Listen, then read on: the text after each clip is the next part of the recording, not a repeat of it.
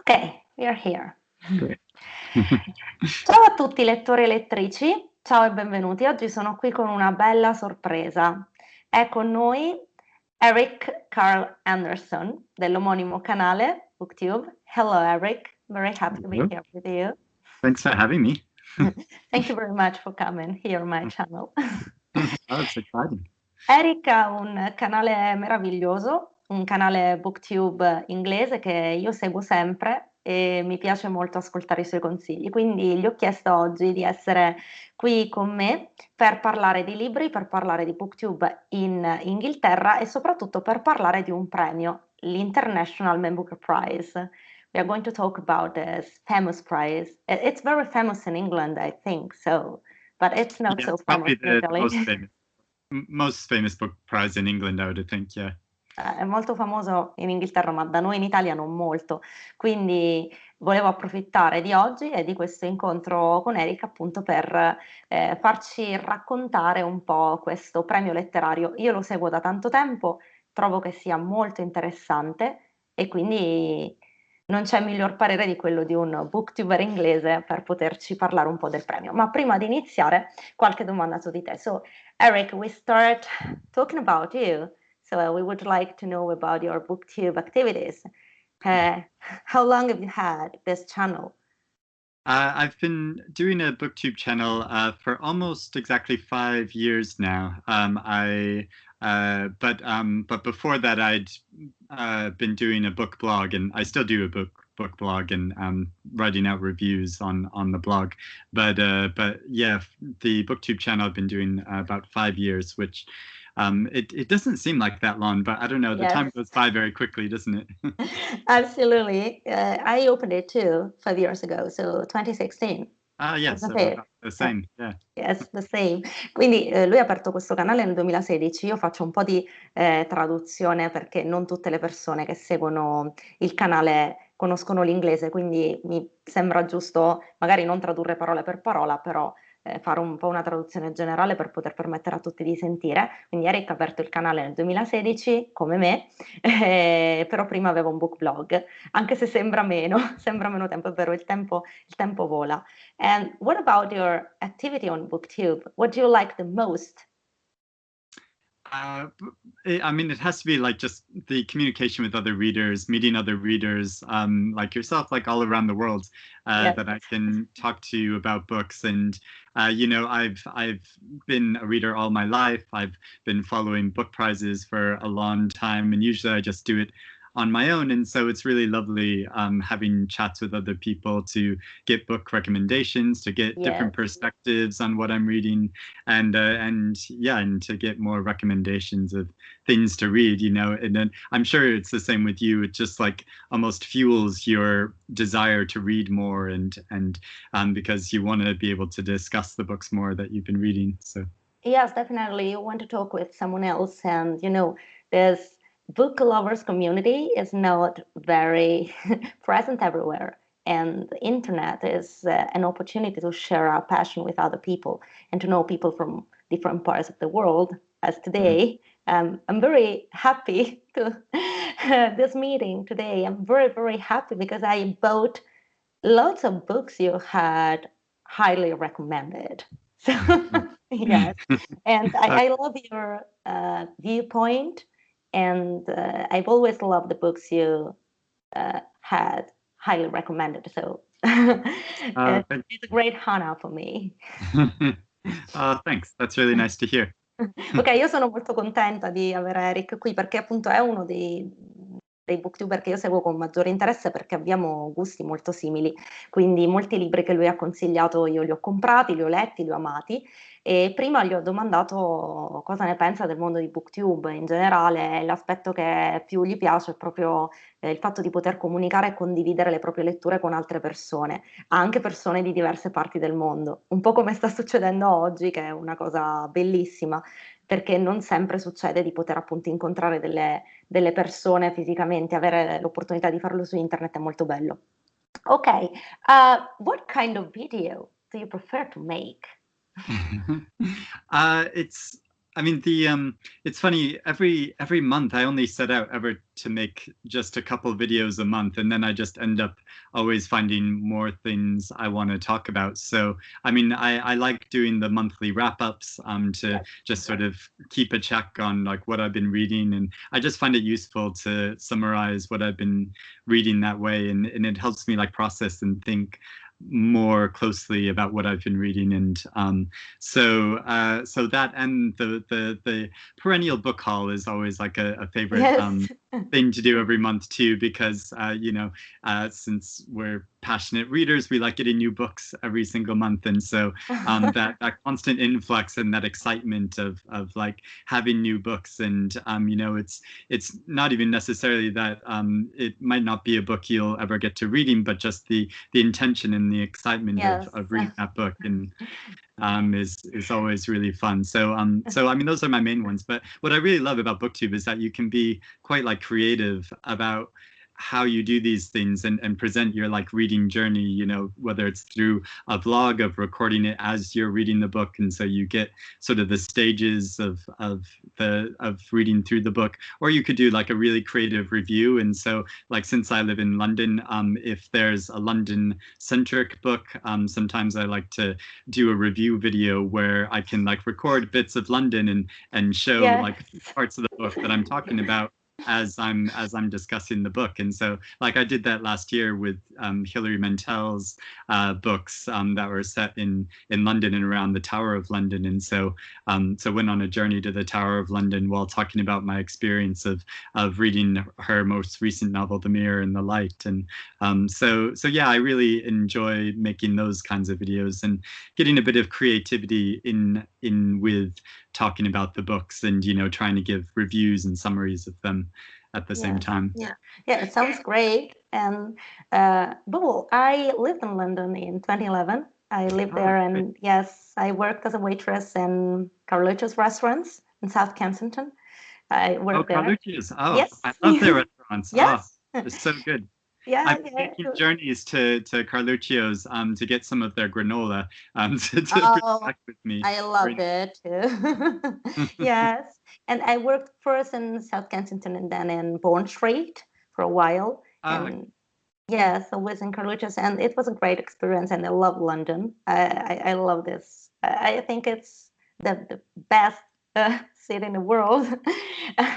Every year we come back, my husband and I come back to London to stay some days, the last days of the year, and to celebrate on the river, on the Thames, on the river banks, seeing the fireworks, staying there. Oh, great! Yeah. Yeah, but we couldn't. I've never gone on New Year to the river because it's so busy, isn't it? Like, Yeah, it's really crowded.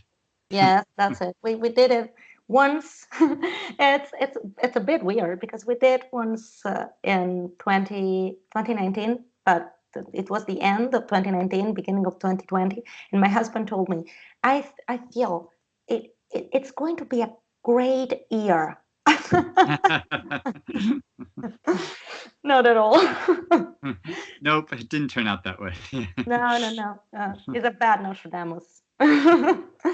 Anyway, ok, ci siamo intrattenuti un po' su chiacchiere personali perché gli ho raccontato che anch'io ho vissuto, lui sta a Londra, io ho vissuto per un po' a Londra, ho lavorato lì in una catena di ristoranti, poi insomma ho raccontato che l'ultima volta che siamo andati era a Capodanno, il 2019, sono andata con mio marito, abbiamo passato lì la sera di Capodanno dove stavano dove ci sono le rive del Tamigi.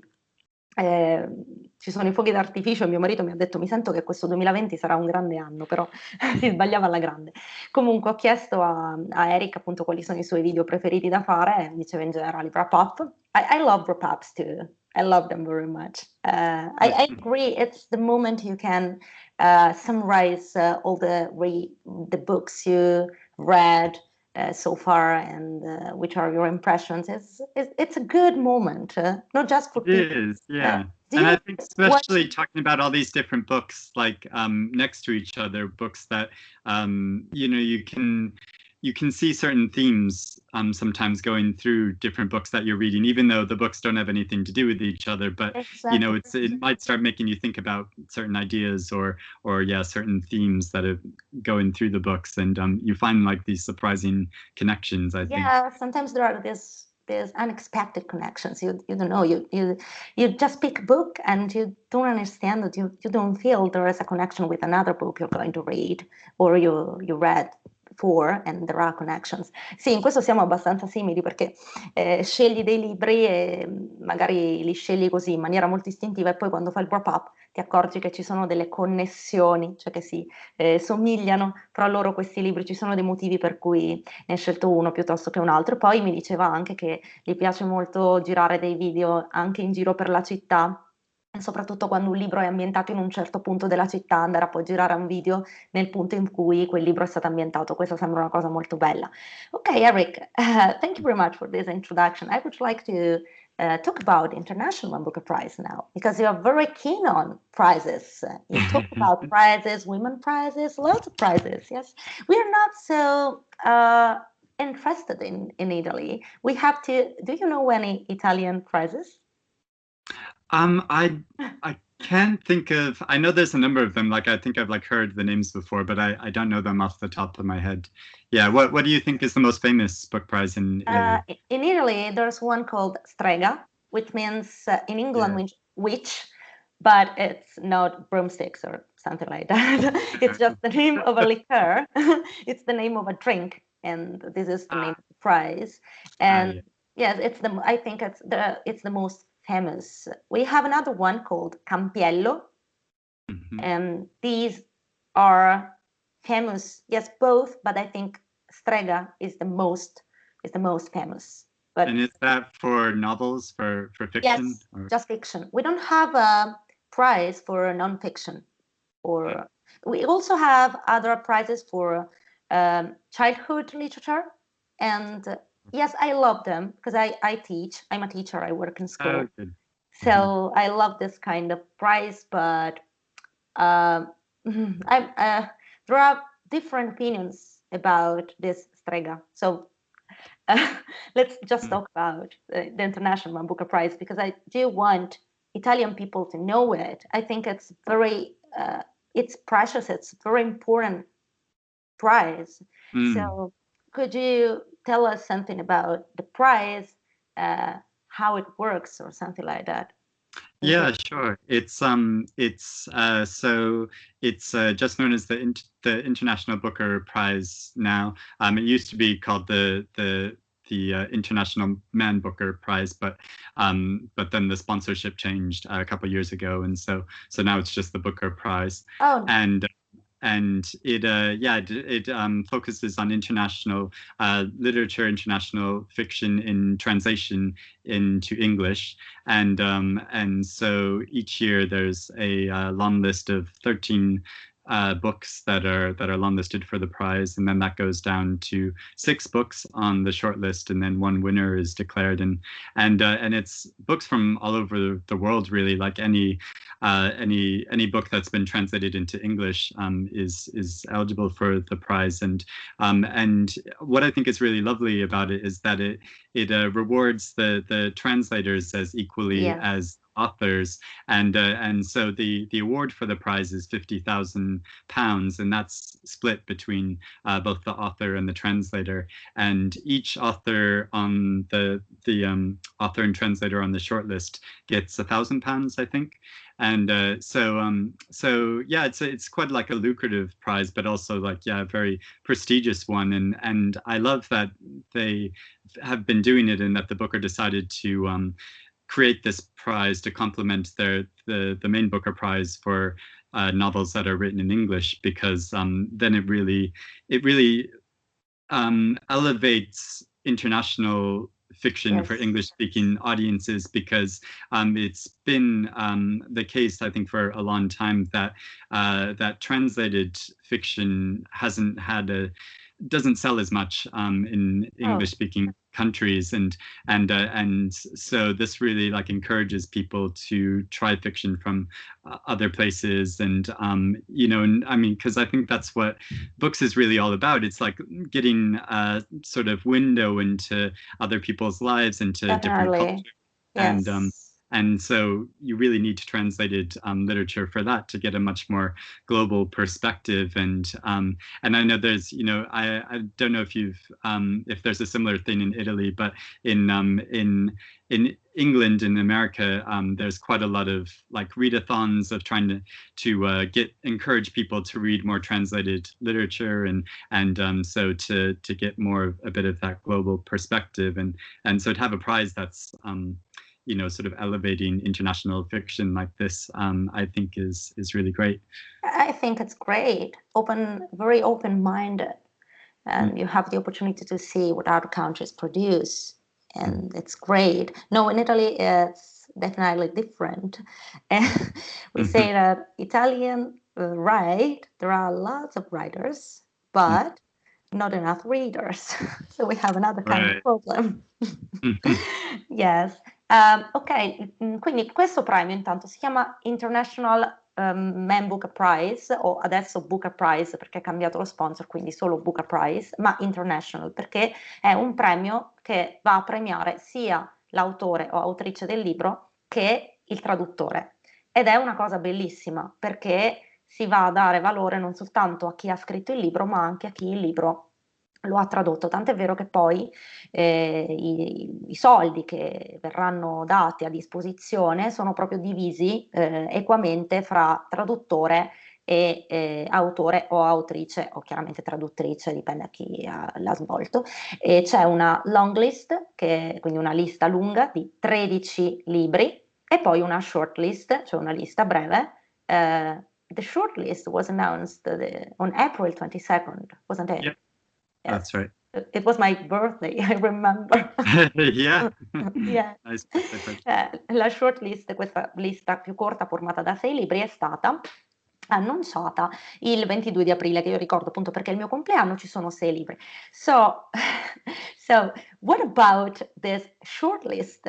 What about this year's short list? Because I watched your video when you talked about this selection, and I know your opinion about it. Yeah, I had Your some strong disappointment. Yes. Yes, could you show us, please? Yeah, so these are the 6 novels here. Well, I say novels, but actually it's something I've noticed like about the Booker International Prize is that quite often the books take a lot of different forms. It's not necessarily strictly just fiction, and so like with one of these books, In Memory of Memory, it's more a blend of nonfiction and memoir, as well as fiction. And so I mean, that's one of the things that I think is most exciting about the prize too, that they often select books that are a kind of blend of these different genres, and I always find that really exciting in the books I read, to that it's not just strictly fiction, but yeah, it's incorporating different forms and techniques of writing to create like a new kind of book, a really innovative kind of book. It's new technique, it's modern, it's definitely new, it's perfect. So these are the 6 shortlisted books. Yep. So we have 2 books that were originally written in French, 2 books that were originally written in Spanish. There's one that's was originally written in Dutch. Is that it? Let me think. And one that was originally written in Russian. Okay. So Maria Stepanova. Ok, quindi questa è la shortlist. Sorry. Questa è la shortlist. Questi sono i 6 libri che sono stati selezionati quest'anno. Ci sono 2 libri tradotti dal francese, 2 libri tradotti dallo spagnolo, un libro tradotto dal tedesco e un libro tradotto dal russo. Ok. So I read two from this shortlist. I read Labatut's book. Which one is Labatut? Because I read it in Italian. It's the yellow spine one here. Oh, the yellow one. So that's When We Cease to Understand understand the world. This is my Italian PhD. copy. Questa è la copia italiana, questa è un'edizione Adelphi, quella è l'edizione inglese, che I can't read it, when we cease to understand the world. understand the world. Ok, noi quando abbiamo smesso di capire il mondo, che è appunto, it's a non-fiction book, definitely, it's a non-fiction book, non è un libro di narrativa questo, assolutamente. And I read Mariana Enriquez short stories collection. Yeah, which has a very distinctive cover for this. It's so impressive. Yeah, it's a bit scary. But scary, yes. And it sort of goes with the themes of the stories, doesn't it? Yes, I heard your review about it, and I agree. The last one, there are lots. It's full of it's gimmicky as a book. There are lots of, but the last one, it's so scary. Yeah, and it didn't feel like, it felt a bit more natural the way it was constructed, and yeah, because that was the one with the Ouija board, wasn't it, in the Friends, and you felt this tension and this fear rise in the story, but it didn't sort of tip over into this sort of gratuitously horrific, which I think some of the stories do a bit.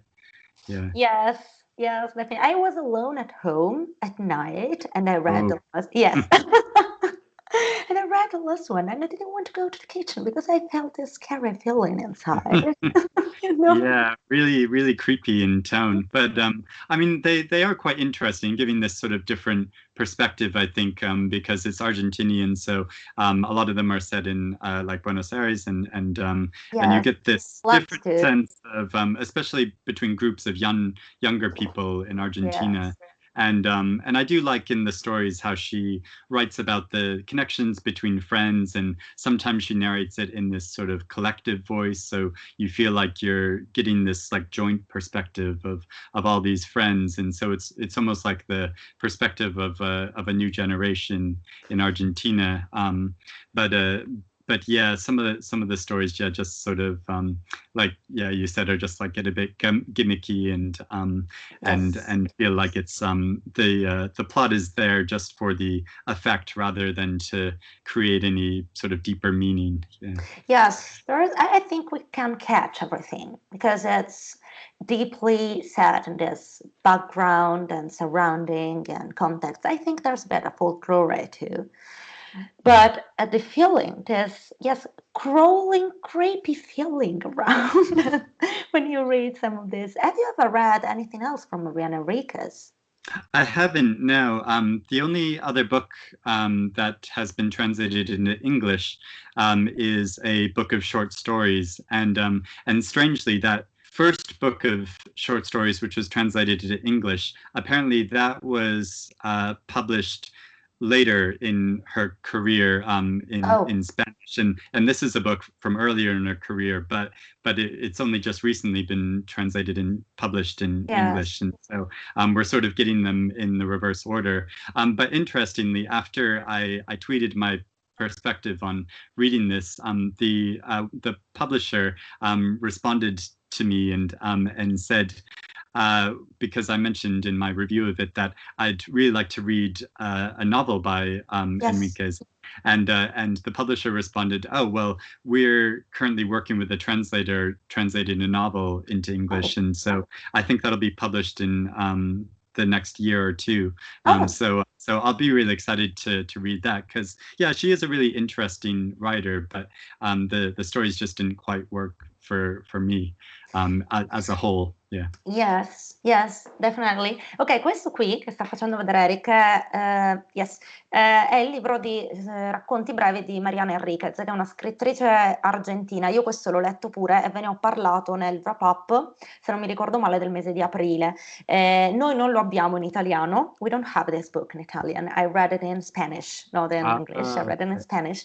Io l'ho letto in spagnolo e spero che arriverà ad un certo punto, perché noi abbiamo un'altra raccolta di racconti in Italia, sempre di Mariana Enriquez, comunque veramente molto spaventosa, inquietante il suo modo di scrivere. Questa è una raccolta di racconti. Ok, and what about Labatut's book?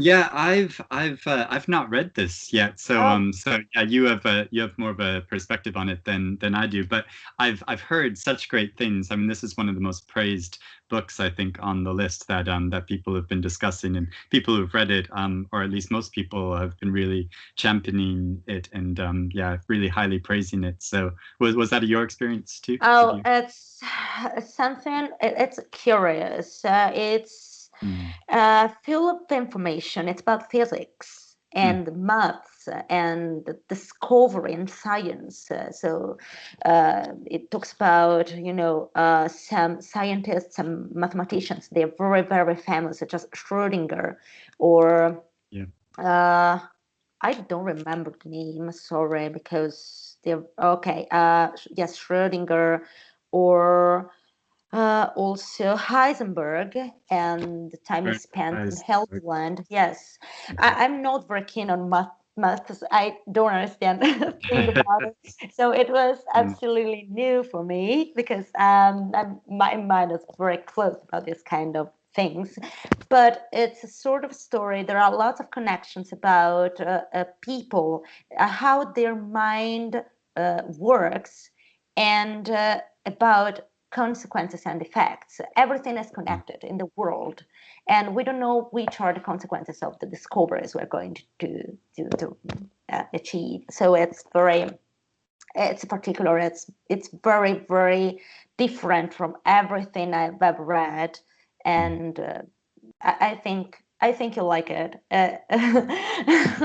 Then I'll watch your videos and then know about your viewpoint.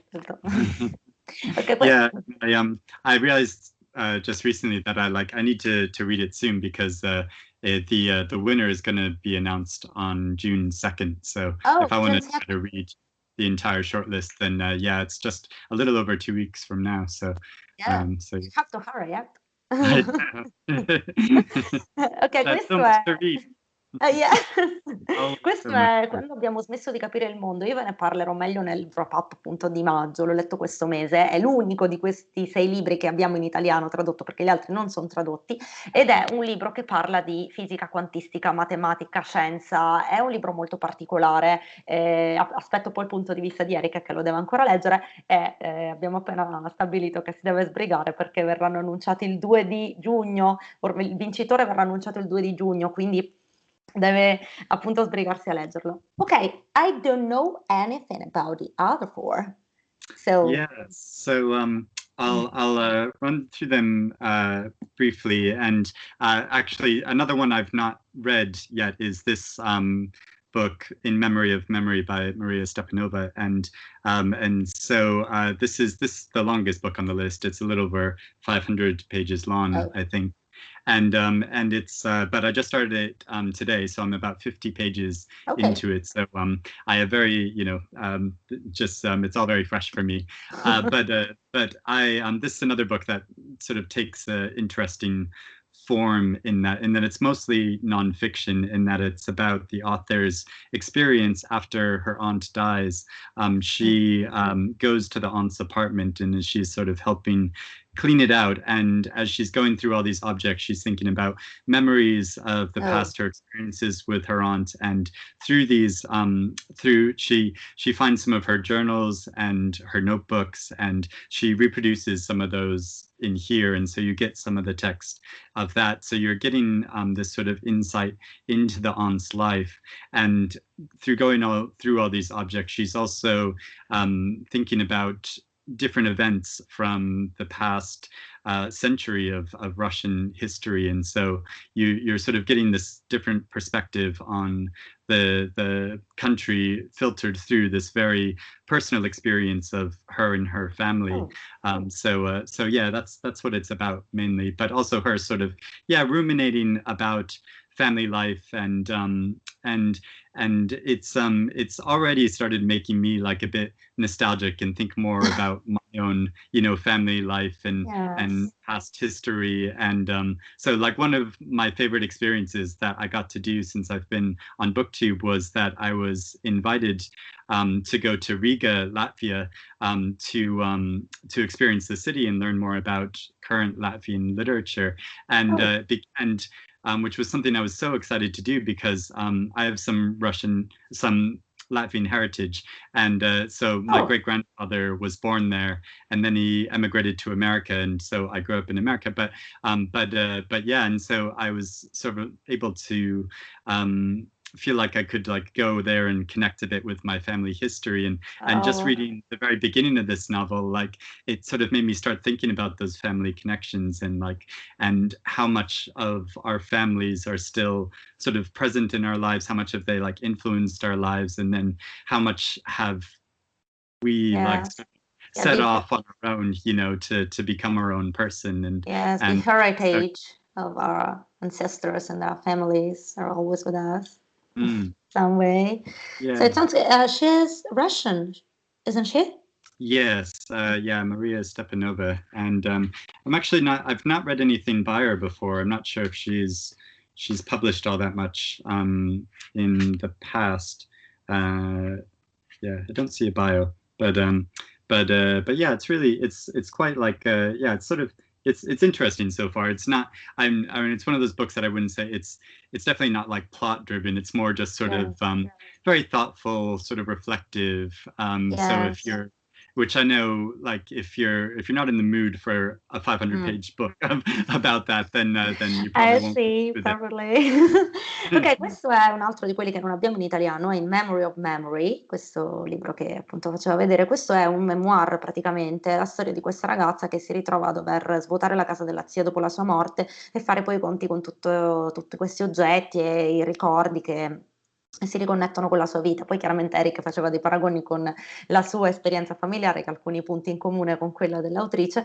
È un libro, è il più corposo, è un libro di circa 500 pagine, ho letto le prime 50 all'incirca, però si crea questa forte connessione, è un libro molto intimo, ecco, non è la trama a farla da padrone, ma è proprio l'emozione che suscita. Ok, let's go with another one. Well, so let's go with this one, which I'm sure you know I have quite strong feelings about. I know. What do you think about this selection, this choice? You like it? I think yes? the most controversial book on the short list. So it's called The War of the Poor by Eric Villard, a French author who's quite revered in France, from what I understand, and he's won lots of French literary awards. And yeah, and so this it's the first book I've read by him, and it is the shortest book on the list. It is. How many pages? I think it's only 60. It's only like 65 pages, but you can see from the type as well. The type is quite large, and so even though it's only 65 pages, it's yeah, you can easily read it like in an hour and a half or 2 hours. Short story, yes. Yeah, and it's another book that's more nonfiction / essay rather than fiction, because it focuses on the life of a man named Thomas Muntzer, who in I think the 16th century in Europe, he was a kind of a religious reformer that spoke out against the church and would hold like demonstrations, like because he believed that the church was sort of corrupt and amassing wealth for itself, when not really helping the poor and the members of the religious community that sort of needed it the most. And so he spoke out a lot about that. And so it's mainly following his life, though he touches on some other things from the period. And yeah, it's been really interesting reading other perspectives of this. So I read this before the prize was announced, and just sort of it was just sent to me, and I thought like, oh, that sounds interesting, so I'll give it a try, and especially because it's so short. And yes. So you said the problem was it's too short, and there's not enough. You wanted to know more about the story, about the character. Yeah, absolutely. It's so brief, and it doesn't.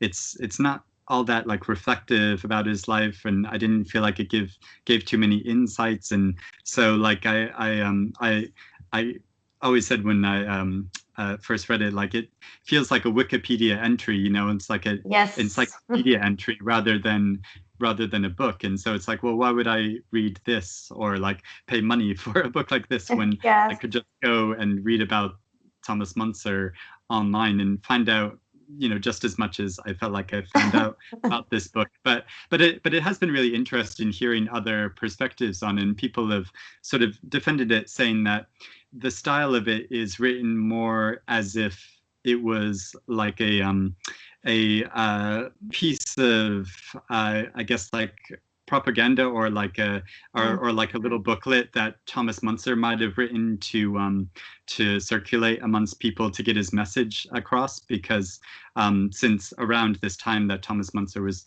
living, it was the first time that the printing press was starting to be created, and so it you know, was the first time that really pieces of literature could be circulated widely, Yes. other than just orally and people telling things to each other. And so so you could say that the style is sort of reflective on that and trying to give this message across. But then it, like the whole message, I think, of the book, you know, that the people in power sort of are can be corrupted by that and can sort of hoard wealth, and that the impoverished people of the world are the ones that suffer.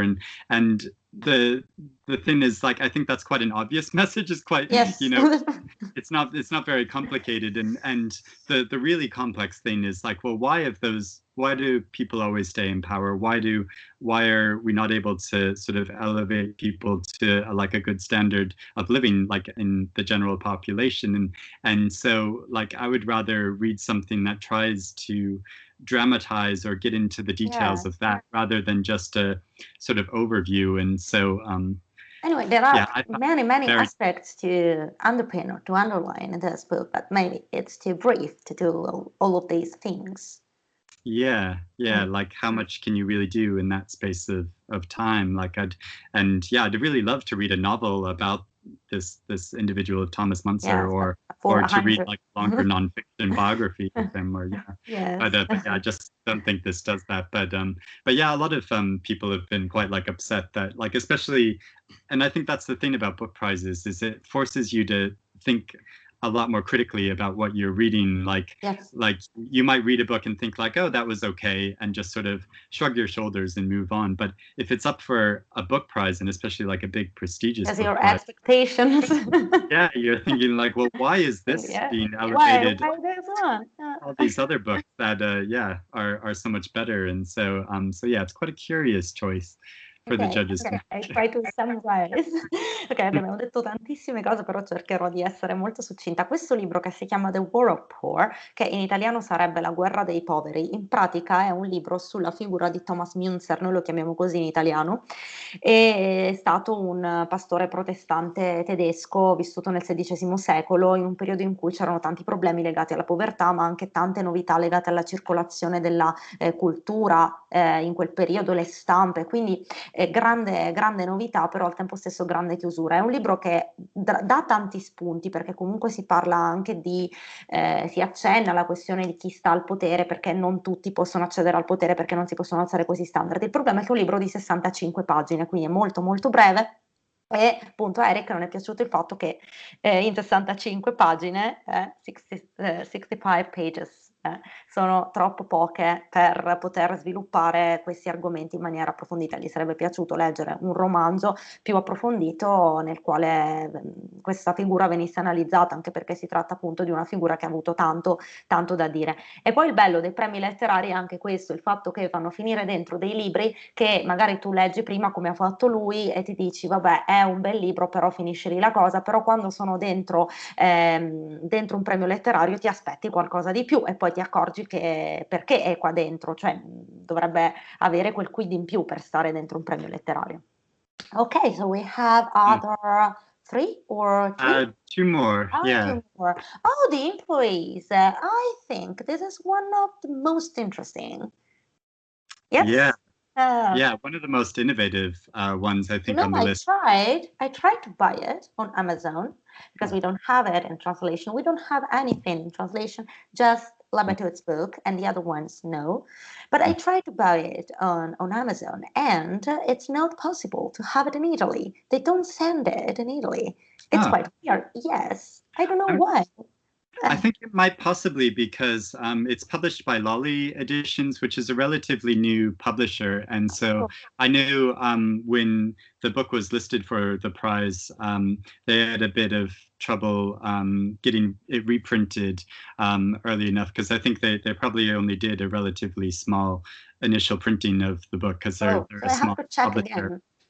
And so yeah, I think it's taken them some time to publish some more of the books. But yeah, it's a really creative and interesting one. It could really be classified as science fiction because it's set in the future on a spaceship of people and robots that are exploring a distant planet, and they So find they are both on a shipboard.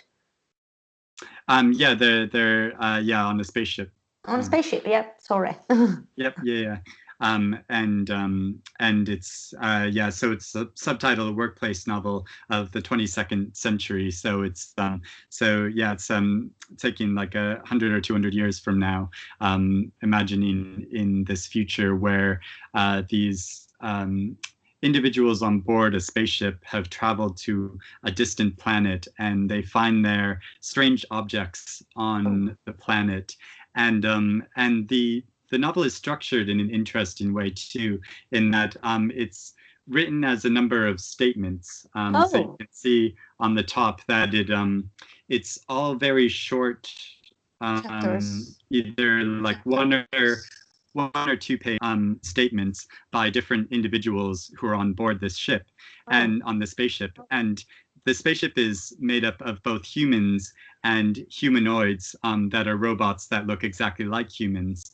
But all of the statements are given equal weight. So you're getting statements from both humans and robots.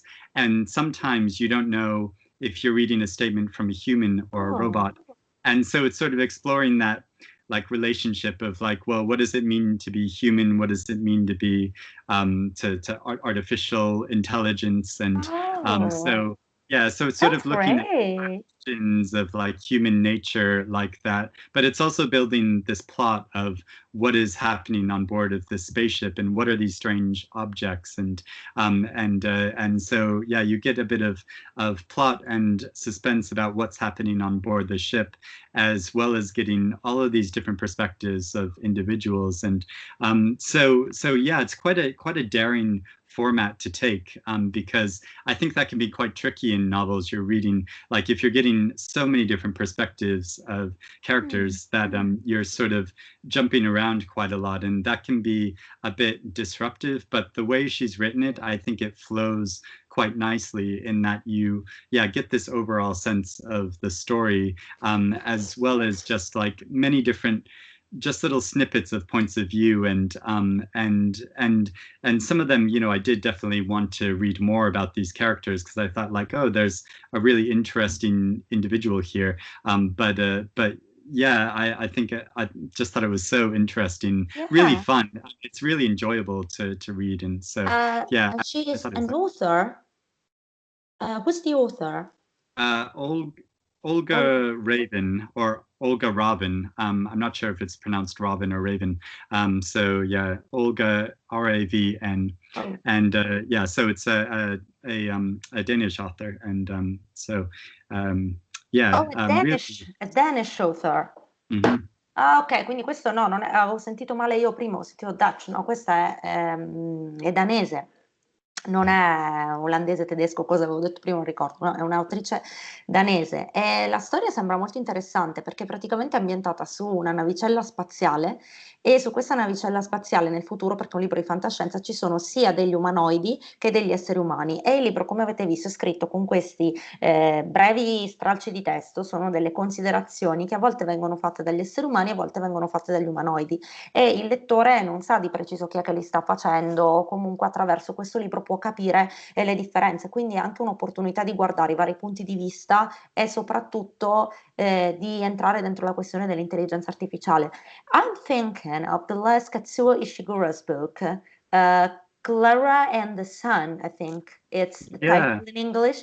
I'm Yep. reading it at the moment, Oh, and there are some points in common because the main yeah. character there is an android. Yeah. She's a female, she's an android. Have you read it? I have. Yeah. Oh, Yeah. She called artificial friend, I think, or yeah, that's how she's referred, isn't?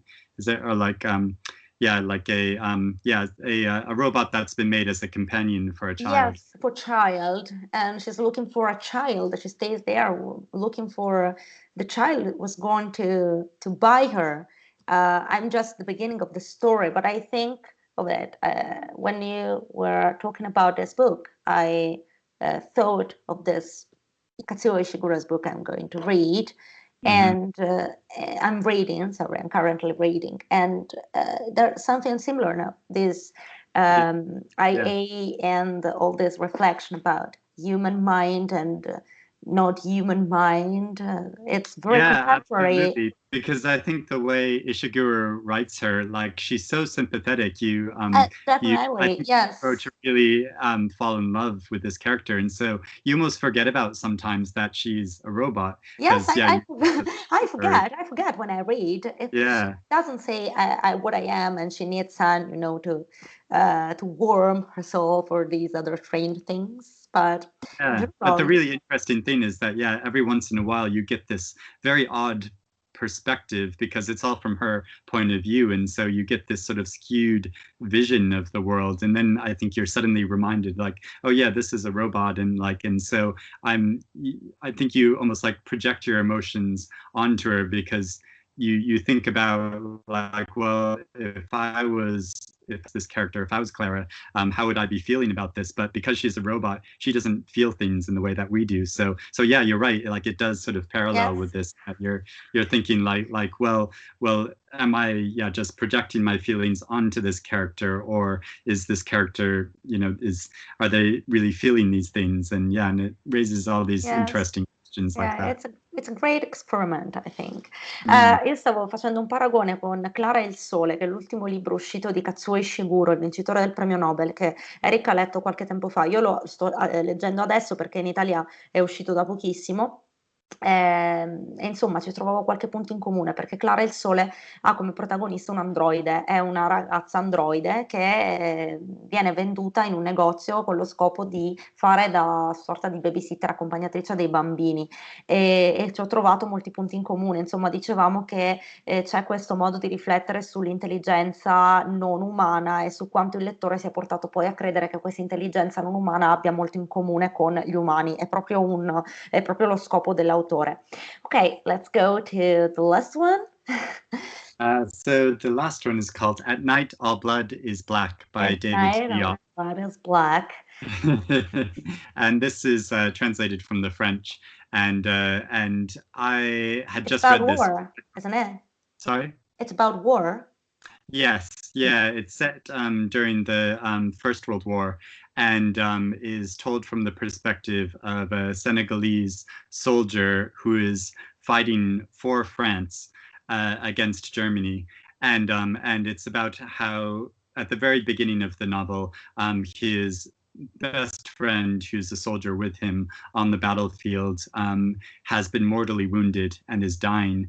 And so you follow his perspective as his friend is dying, and then the aftermath of that.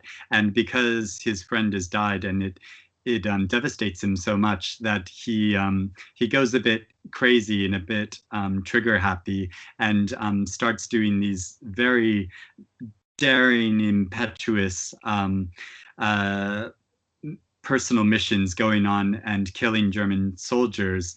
And at first, the fellow French soldiers alongside him sort of admire him for being so brave. But then they realize he's maybe gone a bit crazy, and or has made him crazy. And it is the most beautiful, like profound, moving experience reading this story, because you get such a strong sense of the effects of war and what it does to individuals' mind, and how it strips individuals of their humanity and turns them into these sort of killing machines. And but the way Yes. he talks about it, it's so interesting. It makes you ask, like, well, what makes us human, what gives us our humanity, because in these situations, it's you don't have the same sort of normal human interactions. You're being turned into a tool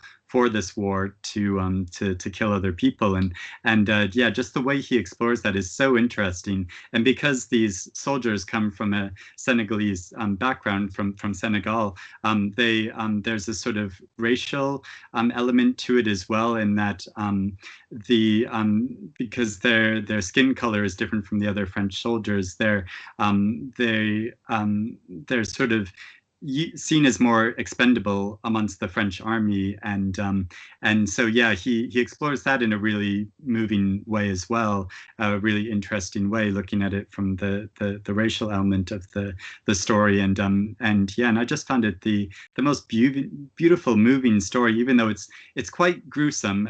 There's very explicit scenes because it takes place during war, and so there's a lot of horrible violence. And so it's quite difficult to read in a way, but the way he writes about it, and he gets to the thoughts and feelings of this soldier, I just thought was so incredibly done, that yeah, it's sort of the opposite of Martina Enriquez's book, where I felt like, yeah, a lot of the violence and the horrific things in that were just more maybe for it's a metaphor there. Yeah, it's mm, differently.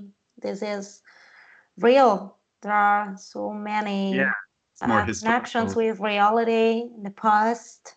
So I Mm. think it's moving. It sounds moving.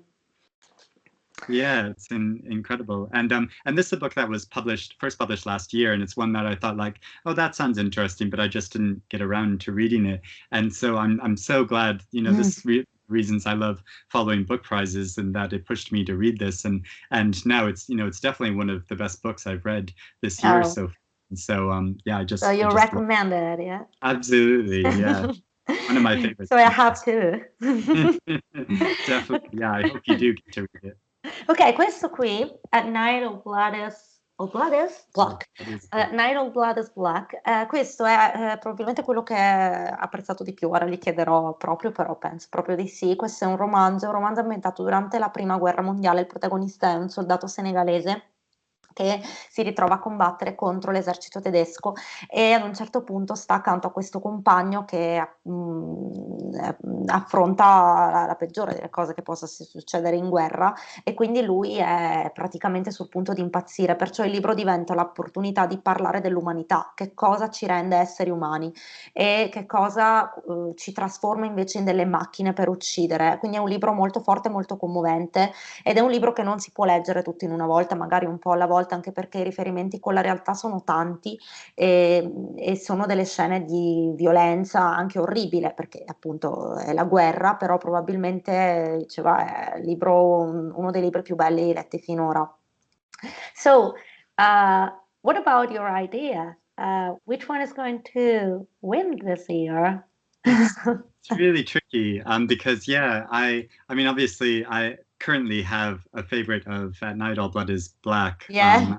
because I think it's just so extraordinary. Though I loved reading The Employees as Mm. well, but if I was a judge, I would probably pick David Diop's book Maybe they are. over Olga Raven's book currently. But like I said, I've only just started In Memory of Memory, and I've not read When We Cease to Understand the World yet. So yeah, after I read these, my mind might change about what I think might win. But definitely at the moment, I'm really rooting for At Night All Blood is Black. So Ok, quindi sì, al momento avevo capito bene la proposta, insomma, che lui porterebbe avanti se fosse un giudice, è proprio il libro di Diop, quello di cui abbiamo parlato per ultimo, che è quello che lo ha toccato di più, anche se appunto deve ancora leggerne due per intero, quindi potrebbero cambiare le idee, però sicuramente quello. Ok, I have one last question about last year prize, because I followed all your presentation about last year's prize, and I read 3 books. Yes, I read Memory Police Okay. after listening to you, and I Hmm. loved it. Yes, very particular book. Yeah. And I read Till, and I loved it too. Great. Yeah, I love that too. Great. And the other one, but I don't remember the English title because I read it in Italian. It's the Iranian book, Oh, The Enlightenment of something. oh, The Enlightenment of the Green Gage Tree. Oh, Yeah, ok, that's what it's called. Illuminazione del susino selvatico dovrebbe essere così in italiano, questo, quello dell'anno scorso. But the Mm. winner, you were so surprised. The Yeah, quite winner took you disappointed. aback. Yeah, yeah, The Discomfort of Evening was the winner last year, and I think I'm trying to remember the entire shortlist, but I think that was my least favorite on the Yes, list. yes, it So was your least favorite because I remember. yeah, so I mean, I'm trying not to emotionally invest too much in this because it could well be that The War of the Poor is the winner this year, No, and it would be so disappointing. yeah, I think I might throw it across the room if No. once the winner is announced because yeah, but that's just the way that book prizes work sometimes. The judges have very different thoughts and opinions about books, and I mean, obviously, because it's such a mixed bag in that some of these books I've loved reading, and then The War of the Poor was like such a disappointment, and but I think that sort of makes it fun and interesting too, following book prizes, that you can you can have this investment of it, and rather than just saying like, well, all the books are great, so all the books should win, but have really strong feelings about Yes, no, this for shouldn't win, or something. this should win, and but yeah, The Discomfort of Evening, like I thought it was an interesting book, but yeah, just didn't entirely work for me. I mean, the author is very young. I think it is their debut novel. I think they've published some poetry before, but this was their first novel, and so it did sort of. There were parts of it that really felt like a first novel to me. That it was like an Oh, author but I still. heard it's very violent too. It is, yeah, yeah, very violent, and in some sections. So it's about a girl on a farm, and her brother has died, and about the mourning process of that, about their grief, the Yeah. entire family grief, really, which is like a poignant subject. But yeah, the way the author goes about it, it just didn't entirely work for me. And there were some, yeah, sort of very violent scenes which felt like I didn't really understand why that was there. Mm. And it wasn't really that necessary. And like, I'm not going to spoil the ending in case anyone does want to No, read. no, So I don't want to read I it. I hated think the it's too ending. violent for me. It's so disappointing. It just didn't work for me. I thought it was a very bad ending. And so yeah, but it's great in a way that a new author can get a Yeah. international prize like this, and it's nice and encouraging that way.